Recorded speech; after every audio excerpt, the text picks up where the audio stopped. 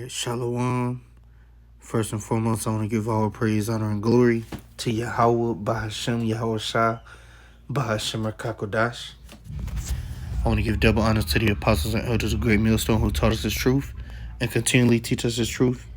And peace, love, and salutations to the hopeful elect that's laboring in this word of true sincerity. Our Lord willing, this can be an edifying lesson. And pretty much, what you see right here, it's a video where you got a Edomite. What I perceive, he's an Edomite.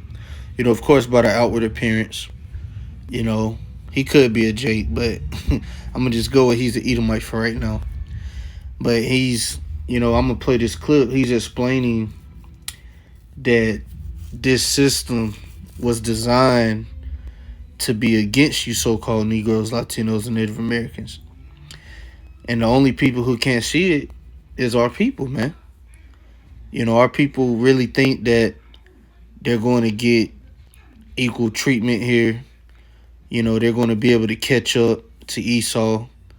They're going to be able to get looked at, the same way, looked at and reverenced the same way as a so-called white man. But little do our people know is that this man is planning to come down on you, man. That's what this whole jab is about, man. They're targeting you. And Biden himself said it. Negroes, Latinos, Native Americans. One of his speeches. But anyway, I'm gonna play this clip, then I got some precepts, But even an Edomite is breaking this down, and you, Jake, still don't get it. Question I get asked a lot: can white people experience racism in America? First, let's understand the word racism. It ends with ism, much like capitalism, the same ism. Communism, the same ism. Socialism, the same ism. So what does that ism mean? Ism means a system put in place by those in power centered around a specific set of ideas. For example, capitalism, a system put in place by those in power centered around capitalist ideas. Communism is a system put in place by those in power centered around communist ideas. Socialism is a system put in place by those in power centered around socialist ideas. So what is racism? It's a system put in place by those in power centered around racist ideas. So then, can white people experience racism? What you're saying is when somebody says to you, cracker, honky, I don't trust white people, colonizer, white devil, that you're experiencing racism. Well, you're not. Let me explain. What you're experiencing is called prejudice.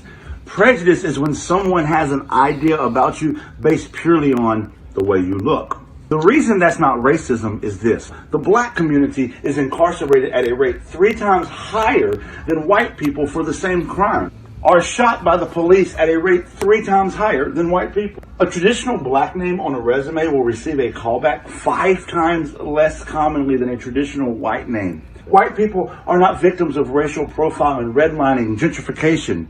You see, the system targeting marginalized communities is racism.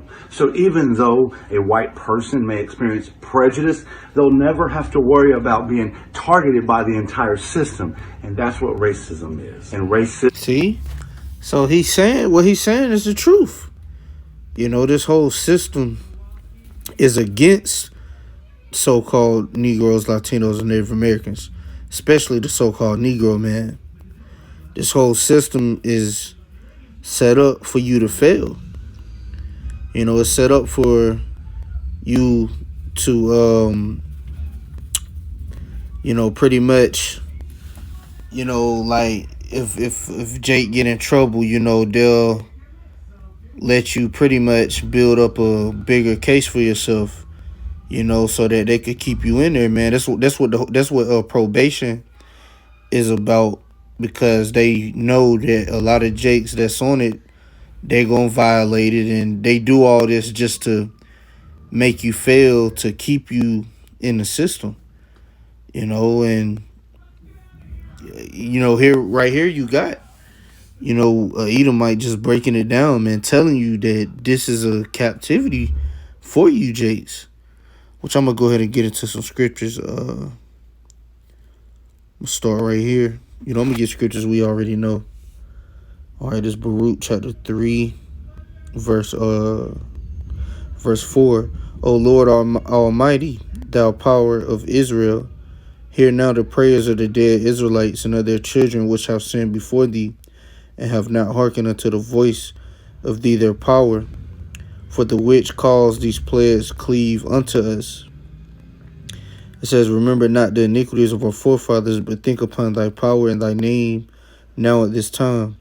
For thou art the Lord our power, and thee, O Lord, will we praise. And for this cause thou hast put thy fear in our hearts, to the intent that we should call upon thy name and praise thee in our captivity.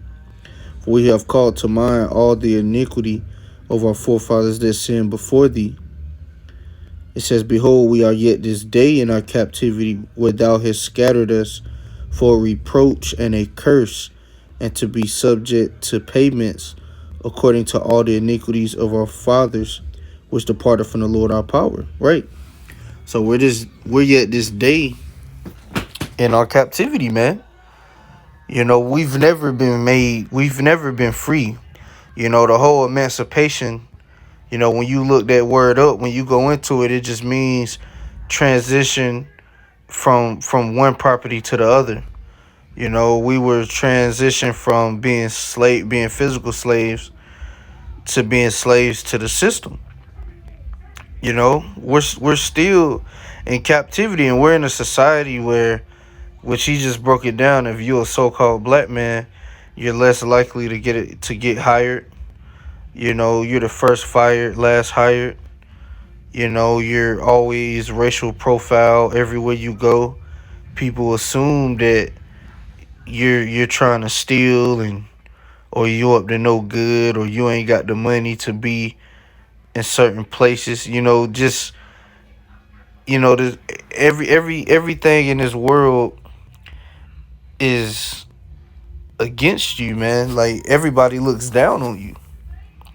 And the reason why is because we're still in slavery. You know, we're not free.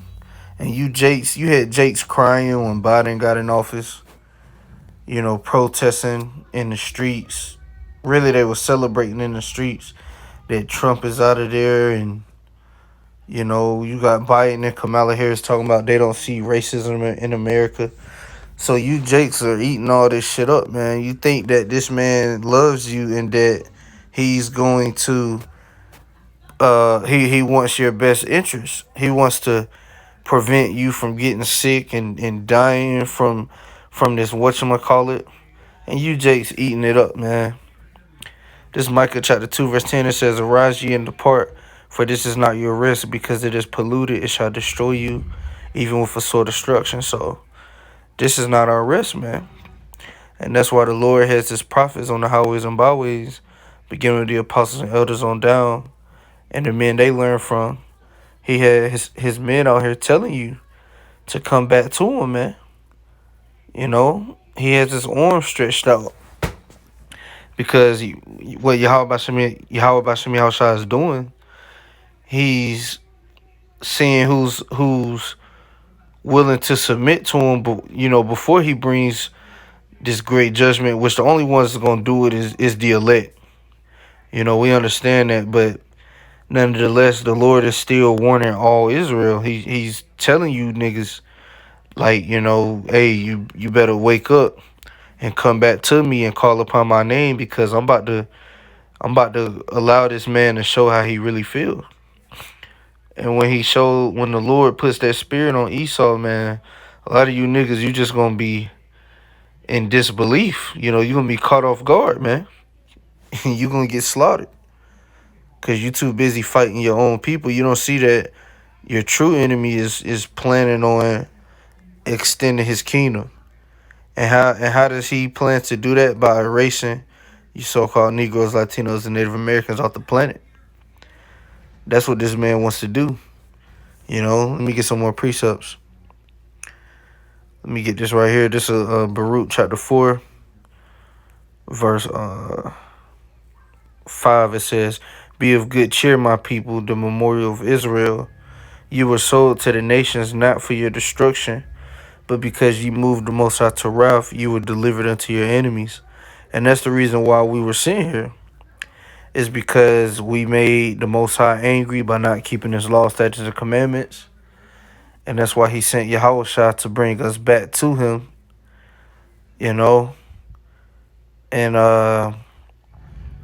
you know, so that we can inherit the kingdom, and he could keep his oath that he made to our forefathers, Abraham, Isaac, and Jacob, you know. But we were sold here because of our transgressions. But we're in a time where the Lord is about to, like it says in 2nd Ezra 13th chapter, the Most High will begin to deliver those that dwell upon the earth, the elect. And if you ain't in his good grace, then, you know, hey man, you more than likely gonna get caught when this man shows his true colors, man. Because this is not a system for you, man. You Jakes, you don't seem to understand it. Just because Esau, he may give you, you know, a little bit of money, but you gotta humiliate yourself and pretty much bow down to him, man. Like, you got guys like, you know, these celebrities that sold out. You know, they figure Esau love them because they do things for him on the left-hand side and he give them money. You know, he give them blessings on the left-hand side. But no, this man still hates you. He uses you, and when he's done using you, he casts you away. You know, and you Jakes, man, you about to see that this is not a resting place. You know, because it's a damn shame you got an Edomite that's telling you that this system is designed to be against you, and you Jakes still want to stay here, man. You know, I'm reading on, it says, "For ye provoked him that made you by sacrificing unto devils and not to the Most High." And that's what happened. You know, which I'm just, you know, breezing through. Because like I said, you know, this ain't going to be a long lesson. It says, "Ye have forgotten the everlasting power that brought you up, and ye have grieved Jerusalem that nursed you." And that's the problem, man. Our people have forgot their creator. And that's the reason why they're so lost. You know, hey, we all were lost, but the Lord, he allowed certain men to come back to their heritage, man. You know, but this is the reason why our people are destroyed and out here looking for answers, because they have forgotten their power. You know, because every time we went into captivity, our people wouldn't know, you know, okay, look, we gotta come back to our power. You know, he would send a prophet to get our people in line, and when we would get in line, he would deliver us. You know, but this time the Lord, he just gotta get rid of you niggas, because you ain't gonna never reverence your power.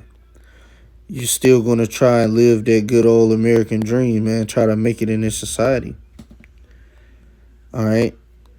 It says, well,